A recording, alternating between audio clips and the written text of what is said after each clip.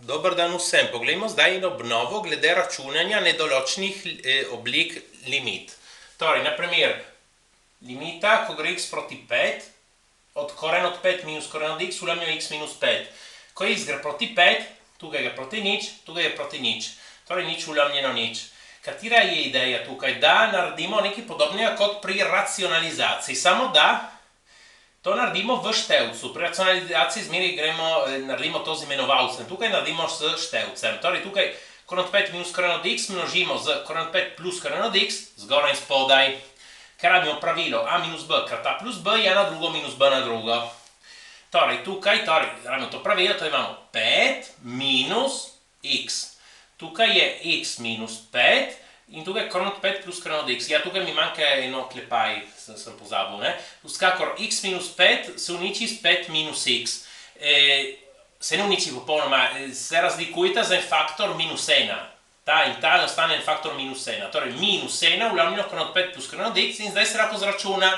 Če namesto x damo 5, imamo koren od 5 plus koren od 5. Je 2 koren od 5. Torej, minus 1 ulemljeno 2 koren od 5 in potem, če racionaliziramo, minus koren od 5 desetin.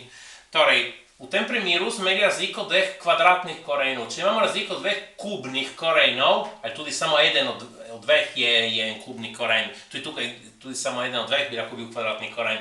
Torej, če imamo kubne korene, v bistvu, namesto rabiti a minus b krat a plus b je na drugo minus b na drugo, lahko rabimo te formule, ki so formule razlika kubov in vsota kubov obrnjene, ne? Torej, mi naprimer imeli en a minus b, bo kakšen kubni koren tukaj, ali pa en a plus b in ga gremo množiti s tem faktorjem.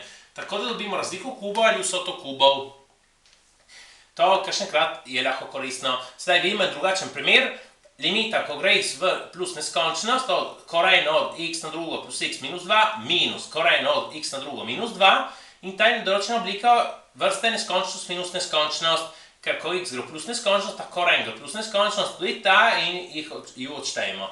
Sedaj, tudi tukaj, kot pravi, nekako množimo zgoraj in spodaj, tudi če ni ulomka, ne? Torej, to je to in množimo v števcu imenovalcu z ta koren plus ta koren.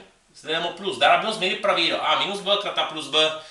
In torej tukaj dobimo ta koren na drugo, je tisto, kar je notri v korenu, minus tisto, kar je notri v drugem korenu. In tukaj enostavno prepišemo, sedaj tukaj sem že poenostavil, da minus v oklepaju x na drugo minus 2 je minus x na drugo plus 2, in torej se krajša na kateri členi, ostane samo x.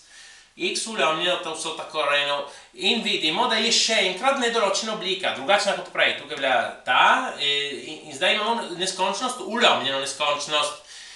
Zakaj? Ker ko x gre v neskončnost, x gre v neskončnost in tukaj ta koren gre v neskončnost, ta gre v neskončnost in ta se štejta, torej neskončnost, ulemljeno neskončnost. Sedaj lahko naredimo kaj drugega.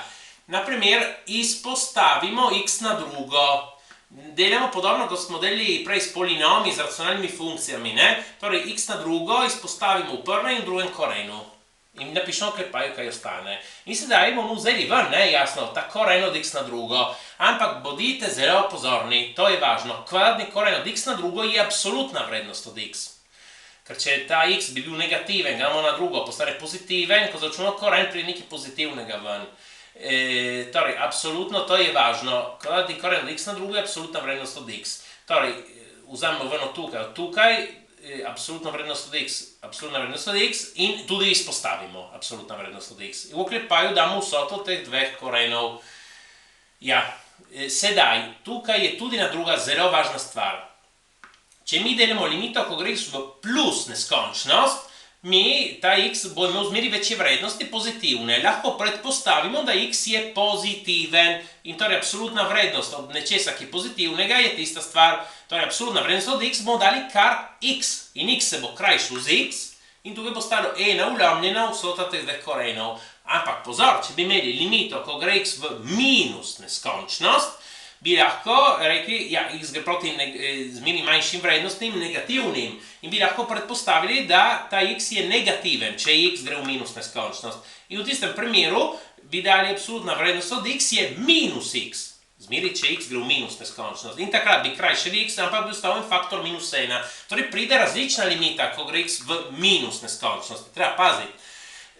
Ja, torej tukaj smo dali plus, torej to se je uničilo. In sedaj ti členi kot zmeraj grejo proti nič, tega proti nič, tukaj imamo koren od 1 plus koren od 1, imamo 1 plus 1 je 2, torej 1 ulomljeno 2, ena polovica. Ena druga nedoločena oblika, limita govori su plus neskončnost od x krat 1 minus x. To je neskončnost krat nič kot nedoločena oblika. Zakaj? Ker ko x gre v plus neskončnost, x gre v plus neskončnost. Ko funkcija, torej, ko x gre v plus neskončnost, 1 minus x je v bistvu 1 minus neskončnost. In če pomislite, kako napravljen graf, tisto gre proti ničli. Sedaj, zaradi pravil potenc, to lahko napišemo, 1 minus x napišemo kot 1 ulomljeno 1x. In sedaj imamo to, ki smo že vedeli prej, lahko razmislimo tako, 1x gre bolj hitro v neskončnost kot katerakoli potenca od x-a. Torej, tukaj imenovalec gre hitreje v neskončnost in torej vse to gre proti ničli. Potem imamo drugačne vrste limit, ki so, nedoločenih limit, ki so v eksponentni obliki.